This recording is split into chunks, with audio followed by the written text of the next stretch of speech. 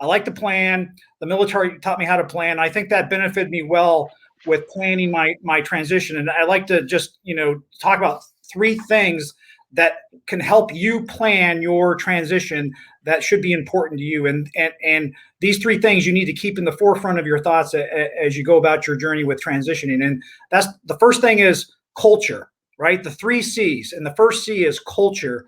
And, you need to pick a company, big or small, that the culture is, similar to probably what the military culture is, right? The ethics and values and the morals, whether it's a big company or small company, you got to like the culture, whether the organization, your boss, the peers, and that's really important is the culture. The second thing I'll talk about, the second C, is compensation.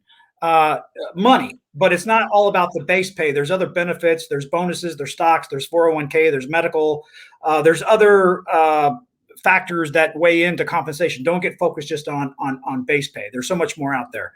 And then the third C that I'll say is commute, right? But COVID-19 kind of changed it all. But prior to COVID-19, just like Ron, I drove up to the Pentagon for 2 years, and because I had to, right? I had to accept orders. But as you transition, you get to pick your job. And so the third C is also important too, is commute. Do you want to spend your time in traffic, an hour plus every day to and from to where you want to get to? And then travel as well. Do you want to travel or do you want to stay home? So you get to pick. So my recommendation is don't compromise on these 3 C's.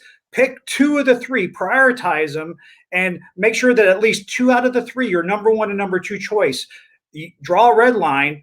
You have more to offer than you think, and you can choose where you want to go. Don't compromise. So I think those 3 C's of culture, compensation, and commute, as you plan your journey and leverage those relationships and the flexibility and the resiliency you get as a military member, will help you with your transition.